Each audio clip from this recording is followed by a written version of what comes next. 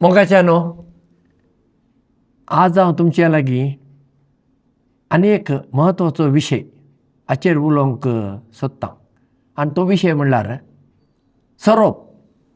आतां तुमी म्हणशात सरपा विशीं कितें उलयतात तुमी? तें उलयनाकात, आमकां भिरांत दिसता. वय, तुमकां भिरांत दिसता कित्याक? सरोप म्हूण सांगताच तुमकां भिरांत दिसली की? पळय, आमच्या कथोलीक धर्मांत सर्पा विशीं आमच्या लोकां मदें जायती चुकीची समजणी भरला. देखीक लोक आमचे पाद्री लागीं येतात, म्हजे लागीं येतात, फादर एक मीस पेटोवंक आसा. हांव विचारतां, तुमचे गोंयांत इंतेसांव म्हणटात, तुमी हांगा तें तेसांव म्हणटात, जावं न्ही. इंतेसांव कितें बाय? फादर घरांत फाटल्या दिसांनी पयर सरोप आयलो, तो सरोप येवचो न्हय म्हणून मीस पेटय. हांव म्हणटा ताच्या खातीर मीस पेटोवंक जायना. सरोप आयलो म्हण मीस पेटोवची न्ही फादर, तो येवचो न्हय. मागीर तांकां समजून सांगचें पडटा.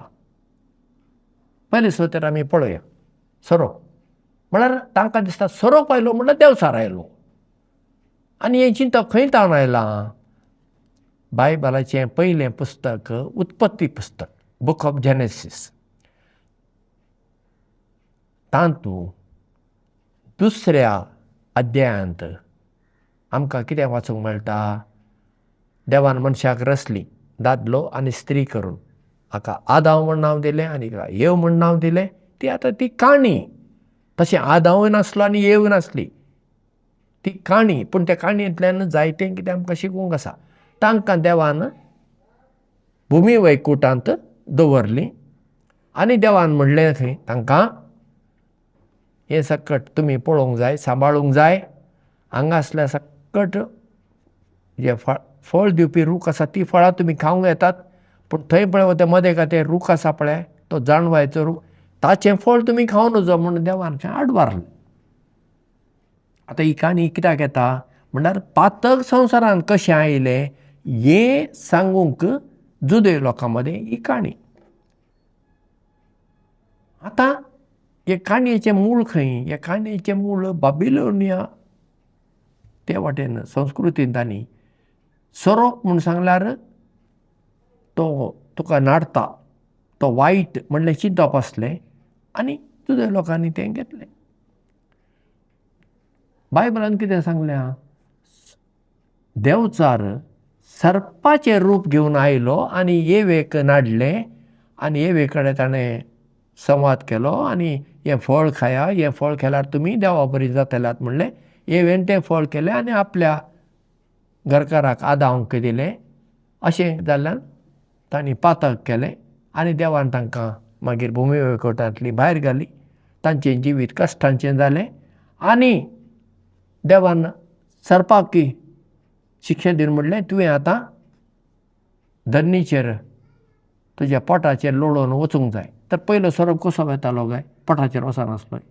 कोण जाणा आतां?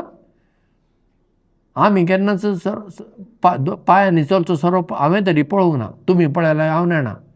सरोप आपल्या पोटाचेरच धरणीर हालोवन मुखार वता मो. म्हणजे थंय तावन ह्या क्रिस्तांव लोकां मदें सरोप म्हणल्यार देंवचार म्हणल्यार सरोप असलें एक चुकीचें चिंतप आयलें. आतां सरोप पळया, सरोप कोणें रचलो? देवानूच मो. देवानूच रचलो तर वायट वय तो? कित्याक? उत्पत्ती ग्रंथच म्हणटा देवान रचलें, देवाक बरें दिसलें. ताका वायट दिसलें जाल्यार तो सर्पाक कित्याक रचता आसलो? देवान रचली हर एक वस्त वा मनजात, सुकणीं, सावजां सकट देवाक बरें दिसलें. म्हणटा सरोप सयत देवाक मोगाचो. हें एक जालें.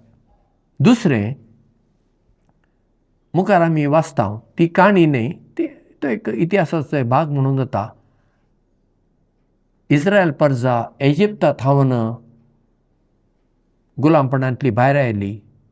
मोइजेसान तांकां भायर हाडली आनी ती बसयल्या गामाक पावच्या आदीं ती अरण्यांत आसली. म्हळ्यार थंय अरण्य म्हणल्यार हें आतां आमी कितें म्हणया, थंय हें नात, कितें चड उदक ना, रूख नात, तसल्या एका चड फातरांच्या आनी रेंवेच्या जाग्यार आसली. कन्नडांत तुमी ताका मरुभुमी म्हणटात, इंग्लिशेंत आमी ताका डेजर्ट म्हणटा. तसल्या जाग्यार ती आसली आनी ती मोइजेसाचेर पुरपुरूंक लागली, तुवें कित्याक म्हूण आमकां हांगा हाडलें, आमकां हांगा खाण ना, जेवण ना, उदक ना, तें ना, हें ना म्हणून लागली. तेन्ना देवाक राग आयलो आनी देवान सोरोप धाडलें आनी ते सोरोप चाबून लोक मरूंक लागलो. तेन्ना लोक धांवन आयलो मोइजेसा कडेन आनी म्हणलें, सायब आमची चूक जाली, आमकां ह्या सरपंचान तूं आमकां निवार म्हणून मोइजेसा कडेन तांणी मागणें केलें. तेन्ना मोइजेस देवा कडेन मागणें करता आनी देव ताका म्हणटा, तूं एक पितोळेचो सोरोप उबार. कोण त्या सर्पाक पळयतली ती मरची ना, ती वाचतली म्हणटा. अरे, देवूच म्हणटा मोइजेसाक पितोळेचो सोरोप करून तूं उबार आनी पवित्र पुस्तक आमकां वाचूंक मेळटा, कोणें कोणें पळय त्या सर्पाचेर दिश्ट घाली ती वाचली खंय. तर तो सोरोप देंवचार वय, देंवचाराचेर दिश्ट घाल्यार ती बरी जाली गी. कितें आमचें चुकीचें चिंतप. सर्पाक आनी देंवचाराक कांयच संबंद ना. तर आतां घरांत सोरोप आयलो म्हूण आमच्या लोकांचें, क्रिस्तांव लोकांचें, बाबा सोरोप हो खंयचीय जीवदाळ म्हणा, दिवोडे न्हय. जीवदाळीचें खाण कितें? जीवदाळीचें खाण ल्हान मनजात, चड करून हुंदीर, नाजाल्यार तांतयां आसल्यार, कोंबयेची तांतयां आसता जाल्यार थंय जीवदाळ येता, कित्याक ती तांतयां खावंक. म्हूण आमच्या घरांनी तर चड करून पळय आदीं आमची ती नळ्यांचीं घरां, त्या नळ्यांच्या घरांत तांकां अशें वयर चडूंक बरें मेळटालें आनी तांकां लिपून रावंक कितें मेळटालें थंय. ते थंय येतात त्या हुंदरांक धरूंक, वा घरांत खंय तरी तांतयां आसा जाल्यार चड करून कोंबयेने कडेन तांतयां घाल्लीं आसतात आनी आमी नेणा वा रावणाक बसयलां, थंय येवन तो सोरोप ती तांतयां खातालो. म्हूण ताणें येवचें खाण सोदून. पूण आमचें चुकीचें चिंतप, सोरोप आयलो म्हळ्यार देंवचार आयलो. देंवचार येवंक ना, देंवचार कसो येवचो? आतां हांव देंवचार ना म्हूण सांगूंक सोदिना, ती गजाल वेगळीच. पूण सर्पाक आनी देंवचाराक कांयच संबंद ना, हें हांव तुमकां स्पश्ट सांगूंक सोदतां. सोरोप आमचे बरी देवान रचली एक रचना. आतां सोरोप घरांत येवं नये म्हणून तूं इल्लेशें जागृताय कर. वय, आतां सोरोप दिव ओडायला तो कांय करिना आनी ताणें चाबल्यारय कांय जायना. आतां सक्कट जीवदाळ विकाळ्ळें, आतां सोरोप विकाळ. मागीर ते एक आग्यो म्हूण आसा, ताका कुसडोय म्हणटात, तुज्या आंगांनी कुसता. ताचे उपरांत इंग्लिशेंत क्रायट म्हणटात. ताका दुसरे सरा कडेन दुसरी नांवां आसात कोंकणींत. तो चाबल्यार मनीस मरता. मागीर काळिंग सर्प आसा, तो घरांत कांय येना, तो आसता रानांत आनी खंय तरी आमच्या बागेंत येवंक शकता, ना म्हणून ना. ते चाबल्यार मनीस मरता. वय, पूण आमी जागृताय करचें. आमच्या घराचो वठार नितळ आसूंक जाय, थंय झाडां बिडां लागीं आसूं नजो, कित्याक ते खंय तांकां इल्लो जागो मेळटा लिपून भरूंक थंय ते बसतात. सगळें घर नितळ दवरा. हुंदीर तुमच्या घरांत नात हाची काळजी घेया. हुंदरांक कितें वखद दवरा, गूड दवरा, म्हणल्यार मागीर हुंदीर येनात तुज्या घरांत. अशें तुवें केल्यार मागीर सोरोप येना. आनी आयलें जाल्यार, आनी आतां आमकां आवडलें ना, आतां ते सोरोप धरतले आसात, तांकां आमी फोन मारल्यार ते येवन सर्पाक धरून ते व्हरतात न्ही. म्हूण आमी तितलें व्हडलें कितें माथ्यार हें कितें दोंगर पडला म्हणून भियोन मागीर मिसां दिवंक येवचें, हाका अर्थच ना. सोरोप आयलें म्हूण मिसां दिवचीं न्हय. आमी मिसां दिता, आर्गां मीस दिता, आमकां कितें भलायकी मेळूं दी म्हूण मागता, वा सरल्यां खातीर मिसां दिता. तें सगळें बरें आसा, पूण सोरोप आयलो देखून आमी मीस दिवचें, नाजाल्यार तो येवन आमकां कितें त्रास दितलो ना.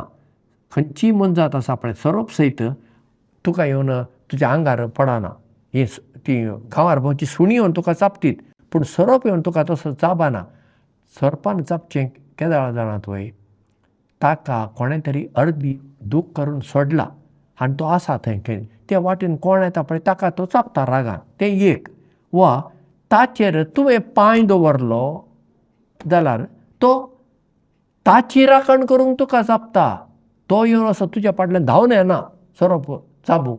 थोड्यांची चिंत तपासा सरोप खंय मागीर येता आनी आमच्या फाटल्यान येता आनी येवन मारता आनी अशें कितें सगळें. मागीर एक सरोप मारलो जाल्यार मागीर आनेक सरोप येता. वय हांवें पळयलां एक सरोप मारला आनेक सरोप ते कोण तेजी जोडी येता सोदून येता. तो म्हाका सोदून येना. आपणाचो जोडीदार वा आपणाची जोडीदार खंय आसा सोदून येता. तितलेंच. ते मनशांक सोदून येना. कळ्ळें वय. म्हणटच जायती चुकीचें चिंतप हें ल्हानपणा पासून कोणा थावन आमी आयकल्लें आसा आनी मागीर येतात. आनी थोड्यांची चिंतप आसा सरोप मारतोच खंय ताका 3 कुडके करना तो खंय लासूंक जाय खंय पुरल्यार जायना खंय माती ते परत्यान ते एकठांय जावन मागीर परत्यान जीव जाता खंय तुका मागीर परत्यान येता खंय. कितें काणयो म्हज्या भुरगेपणार हांवें आयकल्ल्यो आसात. कळ्ळें वय. ना सरोप हांव म्हणटा सरपाक मारची गरज ना. पूण हांवें पयले नेणारपणान मारले आसात पूण मागीर ज्योतीत संस्थेन वेतेत म्हाका सरपा विशीं जायत्यो गजाली कळ्ळ्यो. हांवूय सरोप धरतालो आनी हांवें पोसल्यात कोंकणी केंद्रांत. पूण मागीर गोंयांत सरकारी कायदो आयलो खंयचीय रान मनजात आनी सरपांक सयत कोणें पोसूंक ना. देखून हांवें मागीर तांकां सोडलें. आनी आमच्या कोंकणी केंद्रांत हांवें फातर आसले सक्कड एकठांय करून हाचे पिरामिडा भशेन केलें. तांकां रावूंक घरां आनी सगळे वाठार नितळ. आमच्या कामगारांक सगळ्यांक शिकयलें पळय खंयचे विकाळ आनी खंयचे विकाळ न्हय. तांकां सांगचें पळय रातीक तुमी भायर भोंवनाका कित्याक तो वेळ तांकां तांणी खाण सोदून भोंवचो. आनी राती तुका बेशेन जाल्यार हातांत एक टॉर्च घे हातांत एक बडी घे आनी अशें धरणीक मार. धरणी कित्याक मारूंक जाय म्हणल्यार ही जीवदाळ आसा पळय तांकां कान नात. हें आमच्या लोकांक कळीत ना. ते थोडे सरोप घेवन येवन ते पिरलूक बांसरी अशे वाजयतात आनी तेन्ना सरोप असो असो असो असो हालयता. आमकां दिसता ताच्या संगिताक लागून तो हे वटेन ते वटेन करता. ना तो कितें करता ते तुमी पळयत जाल्यार ताची एक धाकटो एक बास्केट आसता तातूंत तो सरोप आसता. परत्यान तो त्या बास्केटीक मारता. त्या बास्केटीक मारलें म्हणल्यार कंपन जाता. तें कंपन त्या मनजातीच्या जीवदाळीच्या कातीक लागतच त्या तांकां कळटा आतां हांगा कितें तरी आपणाक कितें म्हळ्यार आपल्याच्या जिवाक हांगा कितें जावं येता. त्या भियान ती मनजात उबी रावता. आनी मागीर तुवें तें पळयता न्ही. तूं हे वटेन जाल्यार तूं हांगा मारता म्हूण तो हे वटेन येता.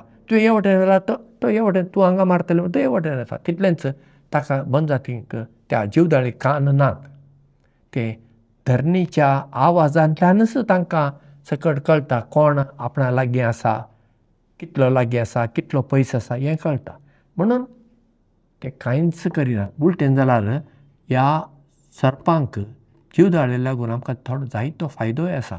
पळय हुंदीर वाडचे ना नाजाल्यार हुंदीर वाडतात. तांचें खाण हुंदीर ते हुंदरां खातात. देखून हुंदरांचेर कंट्रोल येता. हांव म्हणना तूं सरपांक पोस अशें हांव म्हणना ना. पूण ते आयले ते वेतले ते काय थंय रावचे नात. आनी जितलें तूं तुजे वाठार नितळ दवरताय तांकां जर थंय खाण मेळना ते थंय येनात आनी खंय तरी खाण सोदून वतात दुसऱ्या कडेन वतात. देखून तुका तुज्या घरच्या कंपाउंडांत सरोप आयिल्लो नाका मूं हाका एकच उपाय म्हूण सांगल्यार त्या वाठार तुजें नितळ दवर. एक आनी चुकून एक आयलो जाल्यार तुवें ताका मारची गरज ना. कित्याक मारताय मारिनाका. तूं सरोप धरतले आसात तांचे फोन नंबर तुज्या कडेन आसा. जशें पुलिसांचो फोन नंबर तुज्या कडेन आसा तशें फायर ब्रिगेडीचो नंबर आसा, एमर्जन्सी वॅन जाय जी ताचो नंबर आसा मू तशें हांचोय नंबर दवर, तांकां फोन मार. ते काय चडशे ते पयशे घेनात, ते येतात, ते सरपाक धरतात आनी ते व्हरून खंय तरी दुसऱ्या कडेन सोडतात आनी मागीर तुका कांय भिवची गरज ना.